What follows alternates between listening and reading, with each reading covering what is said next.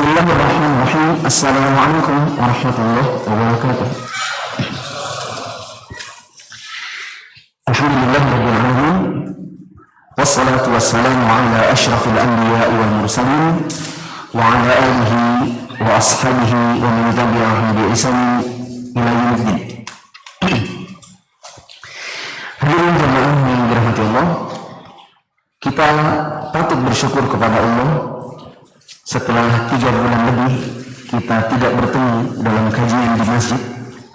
Allah mengizinkan kita kembali bertemu di salah satu rumahnya, dan pada malam hari ini kita bertemu di Masjid As-Salam Bandara untuk melanjutkan kajian ensiklopedi sholat atau sholatul mu'min. Dan tentu saya mengharapkan teman-teman selama PPKM tetap mengikuti kajian ini secara online, dan boleh angkat tangan siapa saja yang tamat semuanya, mulai dari awal sampai seri ke-14 secara online. Angkat tangan.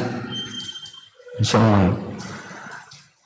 Yang tamat, tagih ke saya hadiahkan antum parfum. Namanya Mufli Secret. Tapi saya nggak bawa. Tapi karena tadi ada yang mengikuti sampai selesai, sebagai apresiasi dari saya pribadi, nanti tagih Ustaz, saya belum dapat parfum. Oke? Dan yang tidak tamat, ya saya tentu mengharapkan teman-teman bisa menyicil kajian ini, satu hari satu video, supaya teman-teman mengikuti kajian ini lengkap gitu, dari awal sampai akhir dan seterusnya. Pada hari ini kita akan masuk di dalam poin B tentang tata cara mandi secara sempurna, yaitu mandi junub. Dan untuk mempersingkat waktu, nanti insya Allah pembaca akan membacakan bahasa Indonesia, sedangkan saya akan menyimak kitab Arabnya sambil mencocokkan, siapa tahu ada terjemahan yang perlu diperbaiki. Nah, silakan dibuka di halaman 90 di kitab antum. Sifatul wusli al-kamil wa kaifiyatuh, atau al-kaifiyatuh. Saya tadi salah harokat bacanya. Coba dulu. Poin B, tata cara mandi yang sempurna. Tata cara mandi yang sempurna yang mencakup seluruh bagian yang diwajibkan dan yang disunahkan sebagai berikut. Berikut ini adalah tata cara mandi junub yang sempurna, mencakup wajib-wajibnya maupun sunnah-sunnahnya. Ya. Adapun yang cukup wajibnya saja hanya ada 2, yaitu, coba perhatikan, tata cara mandi junub yang paling inti. Artinya kalau sudah masuk ini cukup sudah. Tapi kalau mau yang sempurna nanti akan dibahas. Kalau yang mau intinya saja cukup 2. Yang pertama adalah niat di dalam hati untuk mengangkat hadas besar. Sedangkan yang kedua, meratanya air ke seluruh tubuh yang bisa dijangkau dengan air. Saya ulang, meratanya air di seluruh tubuh yang bisa dijangkau dengan air. Kalau sudah cukup 2 ini, maka mandi junub sah. Biasanya ini dipraktekkan manakala seseorang buru-buru. Misalnya semalam dia mimpi basah atau berhubungan dengan istrinya, terbangun ketika orang iqamah. Jadi dibangunkan bukan oleh azan, tapi dibangunkan oleh iqamat masjid. Maka dia terbangun terburu-buru. Kalau mau mempraktikkan tata cara mandi secara sempurna, kelamaan, maka dia mencukupkan diri dengan sekedar mengambil handuk sambil berniat misalnya mengangkat hadas besar, kemudian air disiram, diratakan di seluruh tubuh sampai terjangkau semua kulit yang bisa dijangkau. Langsung pakai handuk kembali, pakaian langsung lari ke masjid. Itu minimal. Mau lebih praktis praktis lagi, kalau di rumah ada kolam renang langsung cus. Sudah naik lagi, sudah selesai itu. Nah, yang ini adalah yang sempurna. Biasanya kita praktekkan kalau mau sholat Id. Masa iya sholat Id mandinya cuma mandi yang wajib doang, gitu. Mandi Jumat, kemudian mau ihram. Semoga yang belum pernah haji dan umrah, Allah mudahkan pergi haji umrah. Nah, apalagi umrah pertama. Kalau umrah pertama, kalau perlu itu buku panduan dibawa ke dalam kamar mandi kalau perlu. Saking pengennya semua tercukupi karena ini umrah pertama saya maunya semuanya sempurna. Saat mandi ini harus dipraktikan. Begitu. Bagaimana cara mandi yang sempurna? Silakan. Yang pertama, berniat mandi secara sempurna di dalam hati. Hal ini didasarkan pada hadis Umar Ibnul Khattab radhiyallahu anhu dari Nabi sallallahu alaihi wasallam yang artinya, sesungguhnya setiap amalan tergantung niatnya dan setiap orang akan memperoleh sesuai dengan niat masing-masing. Ya. Coba nomor 1 tadi diulang sekali lagi. Nomor 1, berniat mandi secara sempurna di dalam hati. Oh, ada yang kurang. Ya, ada yang kurang.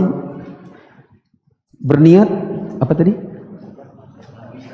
Berniat mandi secara sempurna. Ada kalimat di sini yang tidak ada di terjemahan itu. Li raf'il hadatsil akbari wal asghari. Untuk mengangkat hadas kecil dan besar. Untuk mengangkat hadas besar dan kecil. Bisa ditambahkan di bukunya.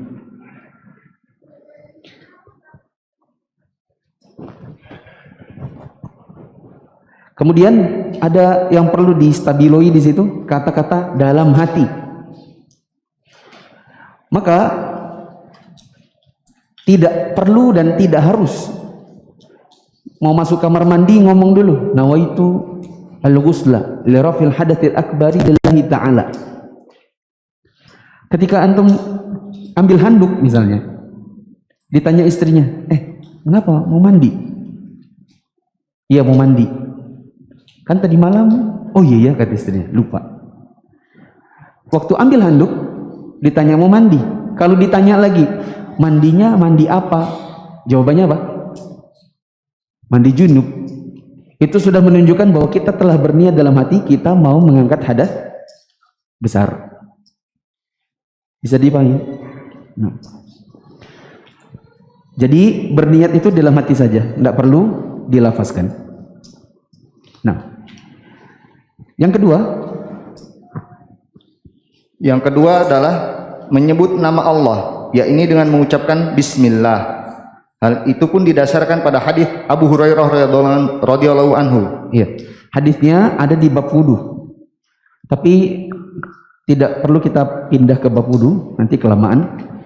Yang penting untuk dicatat di situ, baca Bismillahnya di mana. Yang terbaik, wallahu alam, adalah sebelum masuk kamar mandi Bismillah dulu, supaya tidak Bismillah dalam kamar mandi. Jadi kasih saya catatan di situ. Teman-teman yang punya buku bisa ditulis, sebaiknya basmalah sebelum masuk WC.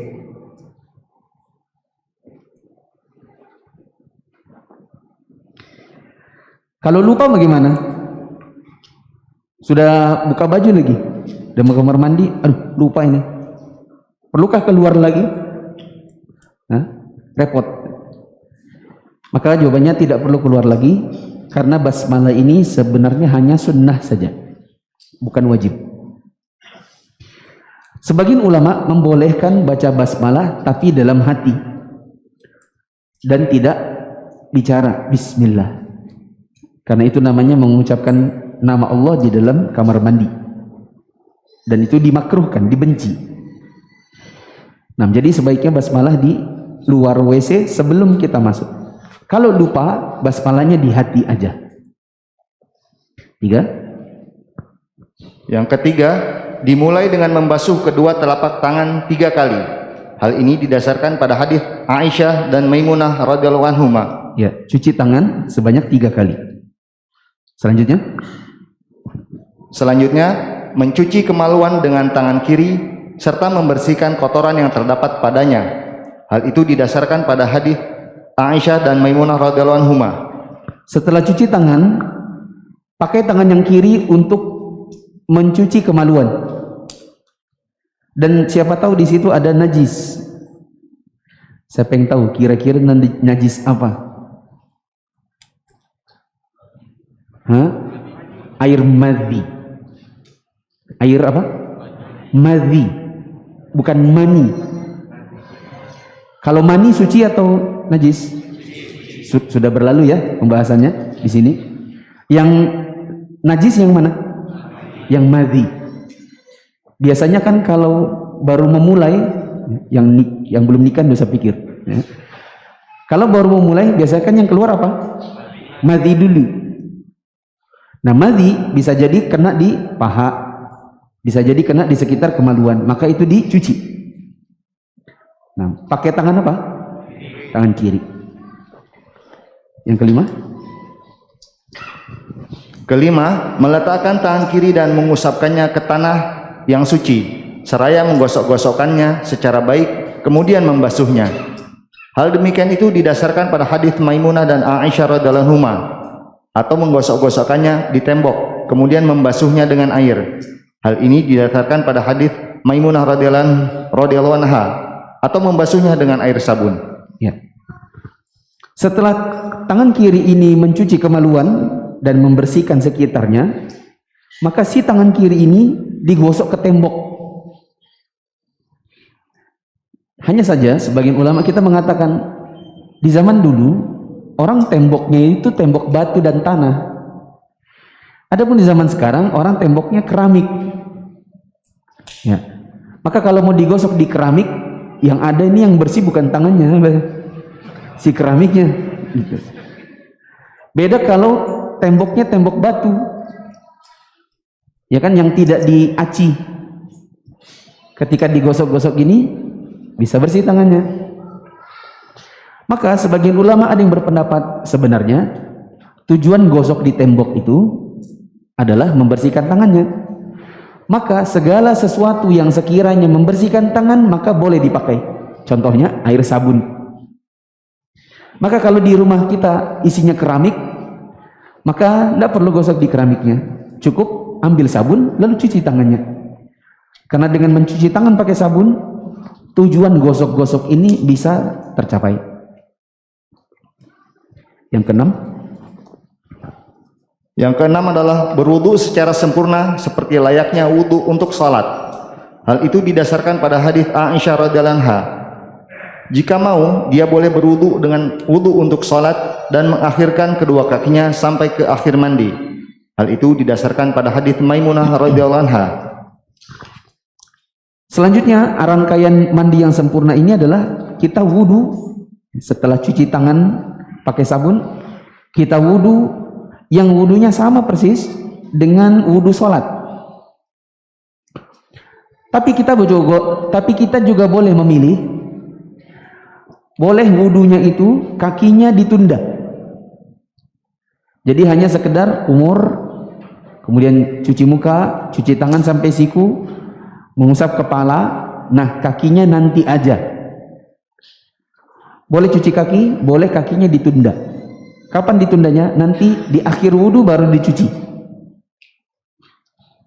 Nah, bisa dipahami? 7. Memasukkan jari-jari ke dalam air, lalu menyela-nyela rambutnya sehingga menyentuh kulit kepalanya. Selanjutnya menyiramkan air ke kepala sebanyak 3 genggam dengan menggunakan kedua tangannya. Hal itu didasarkan pada hadis Maimunah dan Aisyah radhiyallahu anhuma, yang dimulai dengan kepala sebelah kanan, dilanjutkan dengan sebelah kiri, baru kemudian bagian tengah. Yang demikian itu didasarkan pada hadis Aisyah radhiyallahu anha. Seorang wanita tidak berkewajiban untuk menguraikan rambutnya untuk mandi janabah. Hal itu didasarkan pada hadis Ummu Salamah radhiyallahu anha. Disunahkan menguraikannya untuk mandi karena haid. Hal tersebut didasarkan pada hadis Aisyah radhiyallahu anha. Ya. Setelah wudu, rangkaian ketujuh adalah mengambil air dengan menggunakan tangan, dituangkan ke kepala, lalu bagian kepala kanan digosok-gosok. Nah, cuma sampai kalau di kita hari ini biasanya tidak sedikit yang pakai shower. Ya, maka ndak usah juga dari shower dituang ke tangan dulu baru ke kepala, langsung aja kepalanya dibawa shower. Kenakan yang bagian kanan dulu, lalu digosok-gosok. Apa tujuannya gosok-gosok? Supaya kulit kepalanya kena. Ingat, tadi di awal saya bilang mandi itu minimal 2. Satu niat, satunya apa? Meratakan air ke tempat yang bisa dijangkau air. Salah satunya adalah kulit kepala. Nah, kulit kepala ini bisa dijangkau kalau digosok-gosok dengan jari. Setelah yang kanan, kemudian yang kiri. Kepala kanan lalu kepala kiri. Ya, digosok-gosok juga. Di sini ada keterangan untuk perempuan mandi junubnya ini kalau karena berhubungan badan atau karena mimpi, maka kepangannya kalau rambutnya panjang harus dibuka. Tidak perlu dibuka, terbalik. Kalau dia mandi junubnya karena junub, maksudnya karena berhubungan atau karena mimpi, maka tidak ada kewajiban untuk melepas kepangan. Tapi kalau mandinya adalah karena haid, maka kepangannya harus dibuka. Kepangannya hendaknya dibuka. Ya, di sini dikatakan yustahabbu, disunnahkan untuk dibuka. Begini teman-teman, kenapa kok dibedakan? Ya, saya dulu waktu awal-awal mendapatkan faedah ini, saya itu bingung. Kenapa ya harus dibedain ya? Nah, setelah baca, saya entah kitab apa, saya sudah lupa. Oh, baru paham. Kalau mandinya mandi haid, itu kan sebulan sekali doang. Ya tidak? Makanya disuruh gerai itu rambutnya, kepangannya dilepas, airnya dikenakan semua ke rambutnya. Kenapa?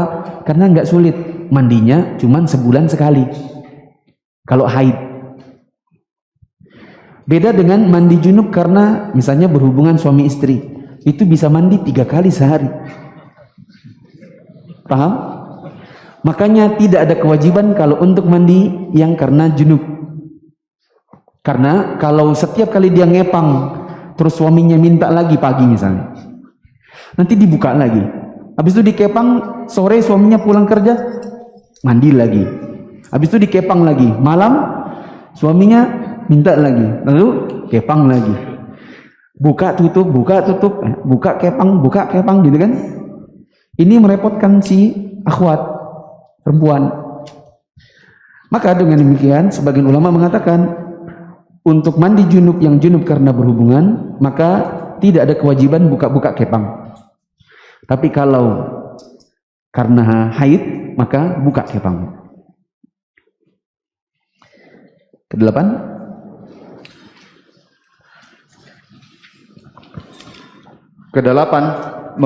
mengguyurkan air ke kulit kepala dan seluruh bagian tubuh. Hal itu didasarkan pada hadis Maimunah dan Aisyah radhiyallahu anhuma yang dimulai dengan tubuh bagian kanan baru kemudian sebelah kiri. Hal itu didasarkan pada hadis Aisyah radhiyallahu anha bahwa Nabi Shallallahu alaihi wasallam sangat suka mendahulukan sebelah kanan dalam memakai sandal, menyisir, bersuci dan dalam segala kesibukannya. Selain itu juga harus benar-benar memperhatikan pembasuhan ketiak, anggota tubuh yang terpencil dan pangkal paha. Hal itu didasarkan pada hadis Aisyah radhiyallahu anha serta menggosok-gosok badan karena tujuan bersuci itu tidak tercapai tanpanya. Ya. Yang kedelapan, setelah gosok-gosok kepala, maka sekarang gosok-gosok badan. Caranya, guyurkan air dari atas kepala menuju badan. Kalau pakai shower, maka tinggal kasih aja badan kanannya. Buka showernya, lalu kenakan di bagian kanan. Di sini dikatakan, yabda'u bi syiqqihi al-ayman thumma al-aysar. Mulai dari semua bagian kanan badan. Berarti kalau antum di bawah shower, mata antum ginikan dulu. Kupingnya, daun telinganya gosok-gosok. Belakang daun telinganya gosok-gosok. Leher kanan, pundak kanan, ketiak kanan, turun ke selangkangan kanan, belahan bokong belakang kanan, kemudian paha kanan, belakang paha yang bersebelahan dengan betis, itu apa namanya? Belakangnya lutut. Iya, susah ngomong. Belakangnya lutut digosok di bagian kanan. Kemudian lututnya, jari jemarinya. Setelah yang kanan-kanan selesai, maka mulai yang kiri-kiri. Ya, berarti mata kiri, hidung-hidung kiri, kemudian telinga kiri, kemudian leher, pundak kiri, ketiak kiri, selangkangan kiri, sampai terus yang kiri-kiri. Dikatakan oleh Aisyah radhiyallahu anha, anna Nabiy sallallahu alaihi wasallam kana yu'jibuhu tayammunu fi tana'ulihi wa tarajjulihi wa tuhurihi wa fi sya'nihi kullih. Nabi dahulu sangat senang untuk mendahulukan yang kanan-kanan dalam memakai sandal, saat bersisir, saat bersuci, dan segala urusan beliau yang baik. Beliau akan mendahulukan yang kanan. Coba pinjam dulu bukunya.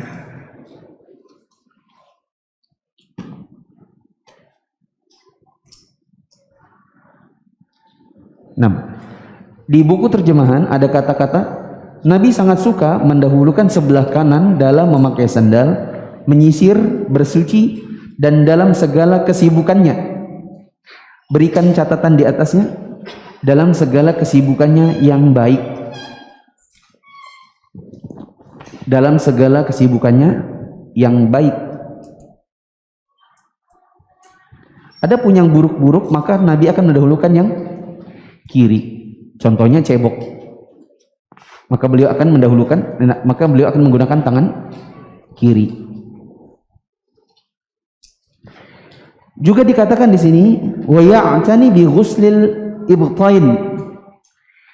Hendaknya memperhatikan menggosok dua ketiak dan juga usulil fakhidzain, pangkal paha, maksudnya selangkangan.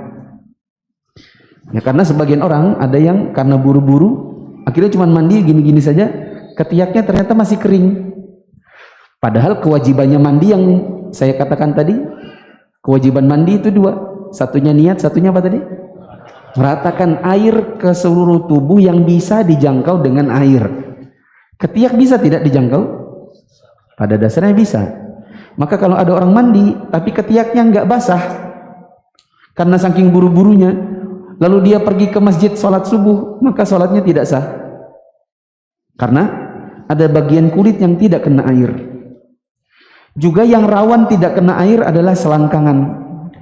Apalagi kalau ya orangnya gemuk. Biasanya kan kalau selangkangan orang gemuk tebel gitu kan. Ada bagian yang susah dijangkau, kecuali kalau tangannya ini mengusap ke dalam baru kena. Ya, maka itu harus dilakukan. Kadang-kadang juga untuk orang yang gemuk, mohon maaf, bokongnya, kalau dia tidak jongkok, maka bagian ujung duburnya tidak kena air. Maka dia juga harus, mungkin bisa jadi jongkok dulu, kemudian digosok pakai jarinya. Paling tidak dalam keadaan berdiri dia jangkau dengan jarinya supaya bagian bokongnya itu kena air. Nah, Ingat, di mana ada bagian tubuh yang bisa terjangkau harus dijangkau. Kalau tidak maka mandinya tidak sah. Kalau mandinya tidak sah maka salatnya tidak sah. Yang kesembilan, Yang kesembilan adalah berpindah ke tempat lain lalu membasuh kedua kakinya. Hal itu didasarkan pada hadits Maimunah radhiyallahu anha. Yang terbaik adalah tidak mengeringkan anggota tubuhnya dengan handuk. Hal itu didasarkan pada hadits Maimunah radhiyallahu anha. Selain itu, dia tidak boleh berlebih-lebihan dalam menggunakan air. Tidak boleh terlalu banyak dan tidak juga terlalu sedikit. Coba diulang pelan-pelan, sedikit-sedikit. Hal itu mulai dari awal poin 9. Hal itu didasarkan pada hadits Maimunah radhiyallahu anha. Mulai dari awal nomor 9. Berpindah ke tempat lain lalu membasuh kedua kakinya. Ya. Tadi waktu menyebutkan poin tentang wudu, saya sebutkan kaki boleh langsung dicuci, boleh ditunda sampai akhir. Betul? Nah, di bagian akhir nomor 9 ini dikatakan berpindah ke tempat sebelahnya atau di dekatnya, dari tempat yang dia berdiri sekarang ini untuk mencuci kaki. Beri catatan di situ bagi yang belum cuci kaki. Kalau tadi mandinya sudah cuci kaki maka tidak perlu pindah tempat. Bagi yang belum cuci kaki,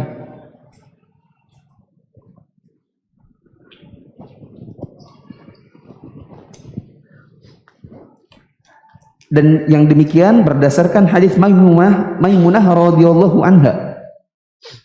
Ya. Disebutkan di catatan kaki. Ya. Di catatan kaki, tapi nanti antum baca sendiri aja.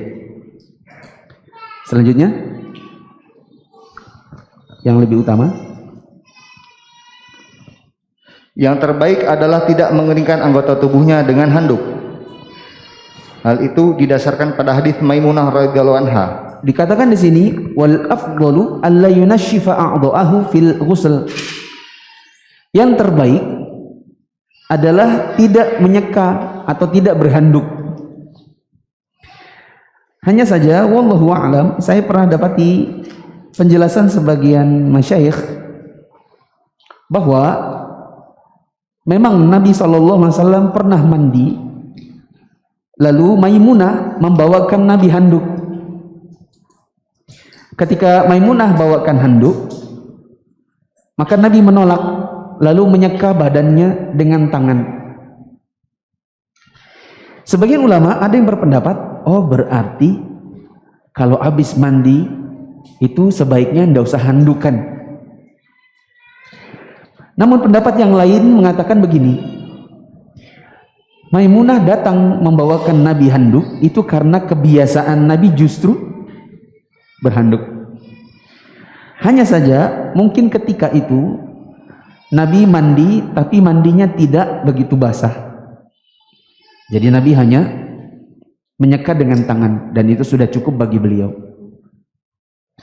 Tapi tidak bermakna kemudian yang lebih sunnah adalah tidak pakai handuk. Ya, jadi kita bisa katakan, catat di sini, catat di bagian atas tadi yang sebaiknya tidak menyeka atau tidak berhanduk. Beri catatan, sebagian ulama mengatakan justru kebiasaan Nabi berhanduk. Justru kebiasaan Nabi adalah berhanduk.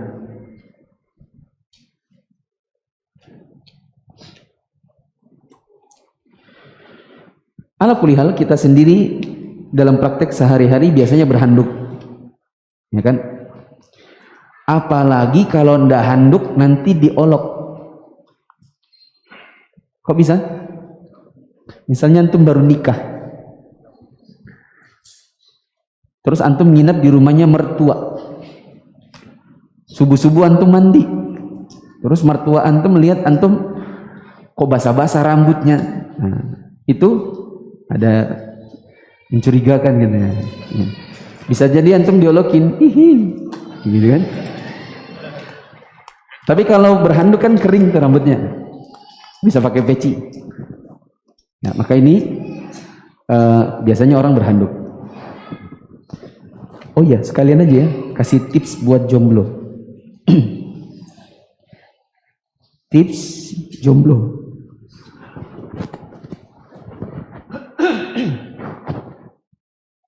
Tips buat jomblo atau pengantin baru.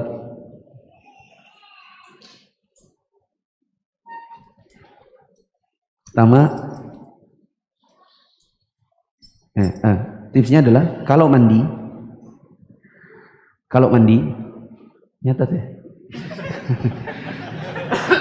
Serius banget ya. Kalau mandi dan biasanya kan malu ya. Ya tidak? Biasanya malu.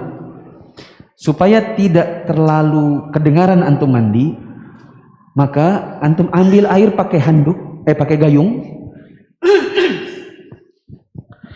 Antum ambil air pakai gayung, terus taruh di kepala antum dan jangan diangkat.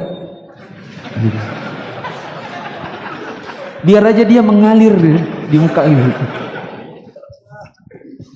Biar lalu antum gini kan, kanan dulu, kanan gitu. Supaya tidak juar gitu kan, atau kok banyak betul air dipakai itu kan. Biarkan itu air jatuh mengalir di tubuh antum. Kanan dulu baru kiri. Ya, dan itu sudah cukup. Cukup maksud saya, yang penting airnya semua kena di badan. Kalau kurang ya tambahin lagi, ambil air sedikit pelan-pelan. Taruh di kepala, biarkan dia bergemericik. Ya. Nah. Sedikit lagi.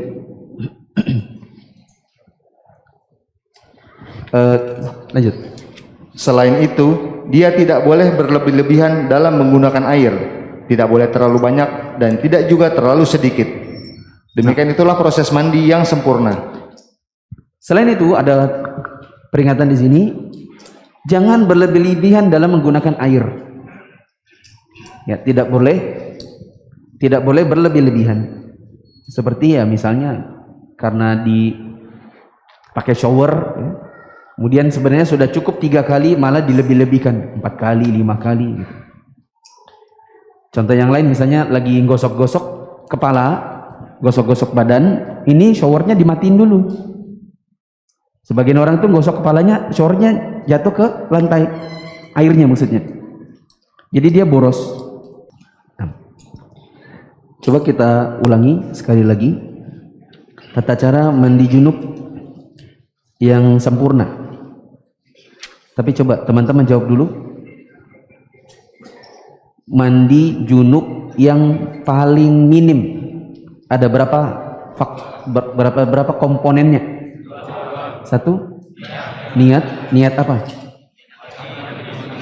Mengangkat hadas besar. Yang kedua, meratakan air ke seluruh tubuh yang bisa dijangkau air. Saya mengatakan yang bisa dijangkau air, karena ada mungkin bagian-bagian tubuh yang tidak bisa dijangkau dengan air. Contoh, ada luka bakar di plester, itu nggak perlu dibuka. Oh, dibuka ini kan katanya harus meratakan air di seluruh tubuh. Tunggu dulu, yang bisa dijangkau dengan air. Adapun yang tidak bisa, seperti luka yang kalau kena air nanti malah tambah rusak, maka ini biarkan saja, cukup diusap.